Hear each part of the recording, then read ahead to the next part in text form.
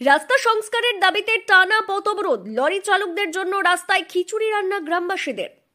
খারাপ রাস্তার কারণে চরম দুর্ভোগে পড়ে অবশেষে আন্দোলনের পথেই হাঁটলেন স্থানীয় গ্রামবাসীরা।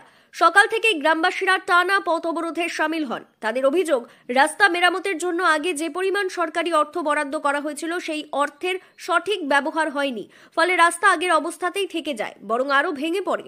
গ্রামবাসীদের দাবি, বরাদ্দ টাকার বড় অংশই কারোর পকেটে ঢুকে গেছে এবং সেই কারণেই রাস্তা সংস্কারের কাজ কার্যত মুখ থুবড়ে পড়েছে।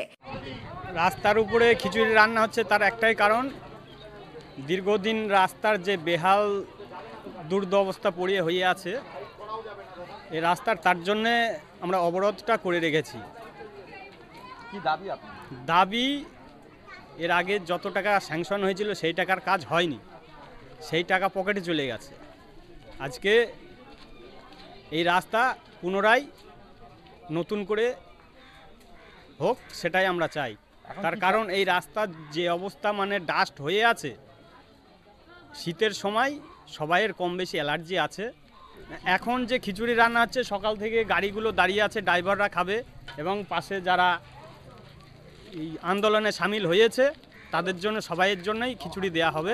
রাস্তার দুস্থ অবস্থার ফলে প্রতিদিন ধুলোবালির প্রকোপে হাঁপিয়ে উঠেছেন সাধারণ মানুষ। শীতকালে এই ধুলোঝড়ের কারণে শ্বাসকষ্টের সমস্যা আরও প্রকট হয় বলে অভিযোগ। পরিস্থিতি চরমে উঠলে পথ অবরোধে আটকে পড়া লরি চালকদের অসুবিধের কথা মাথায় রেখে আন্দোলনকারীরাই রাস্তায় খিচুড়ি রান্না করে তাদের খাবারের ব্যবস্থা করেন। একই সঙ্গে নিজেদেরও দীর্ঘ আন্দোলনের সময় খাদ্যের যোগান দেন গ্রামবাসীরাই। এই বছর অ্যাকচুয়ালি প্রচুর বর্ষাকালটা অনেক লং ছিল, প্রায় 4 থেকে 5 মাস বৃষ্টি হয়েছে, আর সেই জন্য রাস্তাটার অনেকটাই খারাপ হয়ে গেছে। তো আমরা প্রাথমিকভাবে বর্ষাকালের সময় যে গর্তগুলো ছিল সেগুলো আমরা মেরে দিয়েছি মেটাল দিয়ে, যাতে কোনো রকম প্রবলেম না হয়।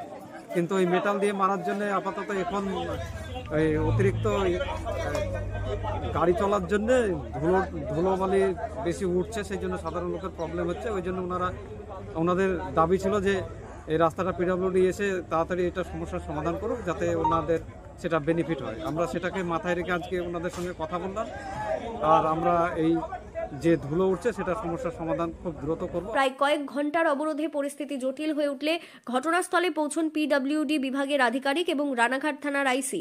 আন্দোলনকারীদের সঙ্গে দীর্ঘ আলোচনা শেষে দ্রুত রাস্তা সংস্কারের আশ্বাস দেন তারা।